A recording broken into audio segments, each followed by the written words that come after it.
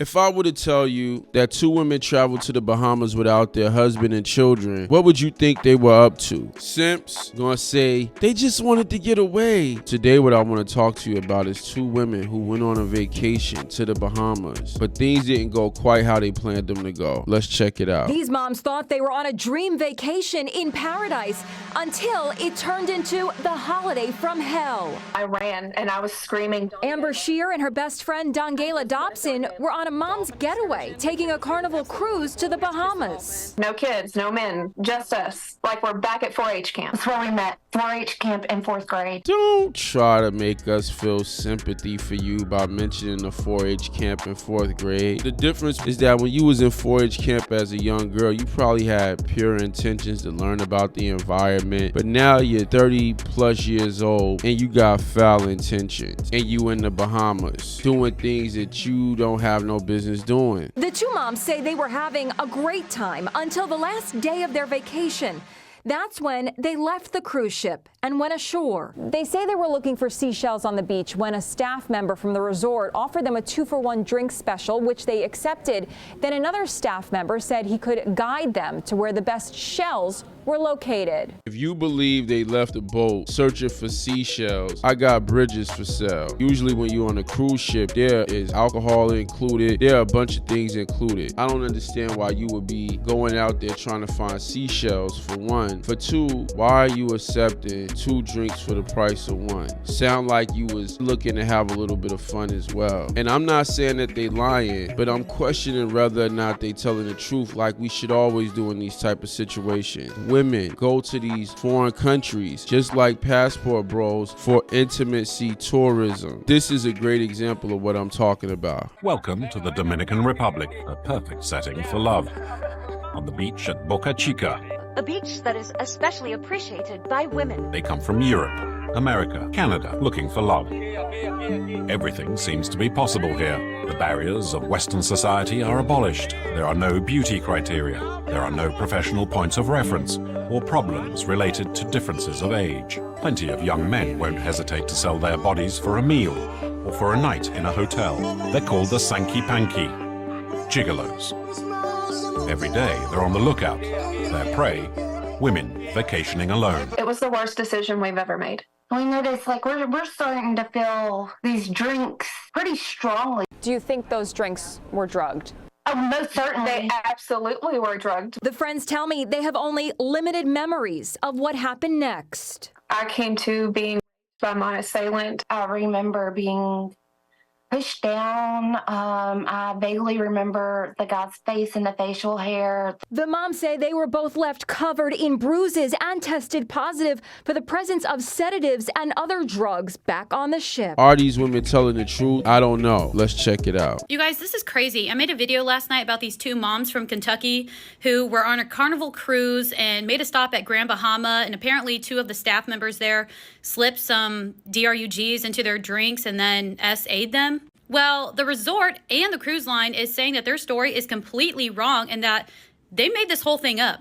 So the resort is called Pirates Cove, and they have 16 cameras around the resort, and it basically captured everything. And this account on the Book of Faces has a video that's just full of information. But basically, they said upon further review of their surveillance videos, the allegations made on site and in subsequent social media posts and news stories conflict with what the time-stamped surveillance videos contain. As such, the lengthy videos of all concerned have been handed over to the local police and will be shared with our industry partners as needed. And then the resort goes on to say that the 2 guys were terminated, but because they violated the zero-tolerance policy. So here's a timeline according to their footage. The girls entered the property at 8:17 in the morning. They were greeted by staff at 8:24.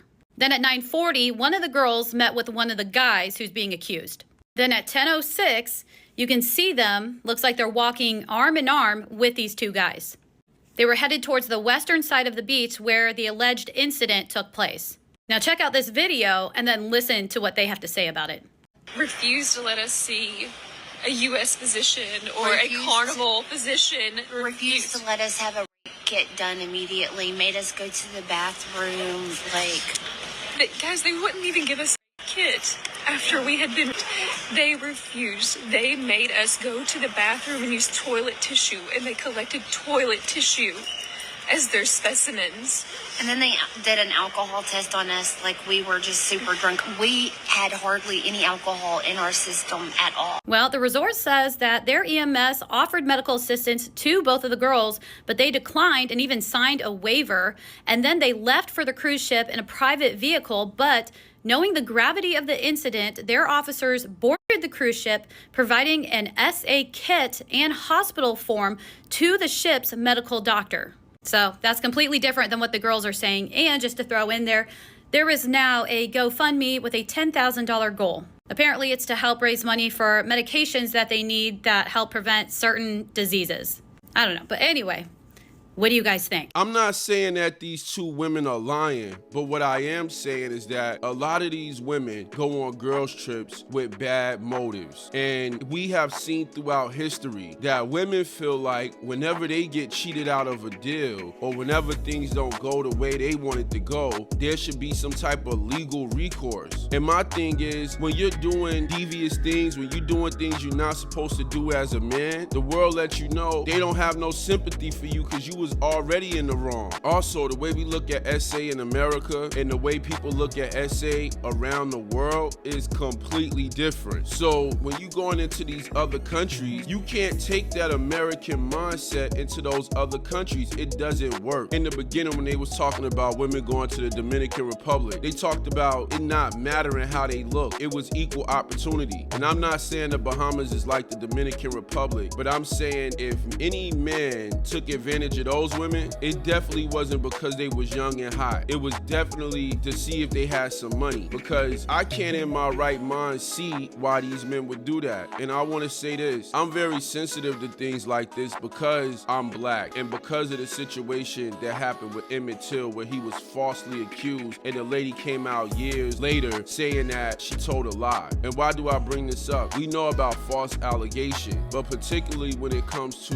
white women dealing with black men, a lot of times those women may want to be with that man, but if they ever get caught or if something doesn't go right, then they use this trope of SA and black men being lustful for white women to say that he did it. We see the women walking away from the resort, we see everything, but I want to know what y'all think. Y'all think these women telling the truth or you think they lying? If you like this video, I got another video similar to this called Passport Bros Are Going to Africa. A lot of times when we hear about the passport bros, we always think about men going overseas to get white women or get fairer tone women. They don't talk to us about white men and men going to get beautiful black African sisters. So click the link below and check that out. We'll see y'all over there. Peace.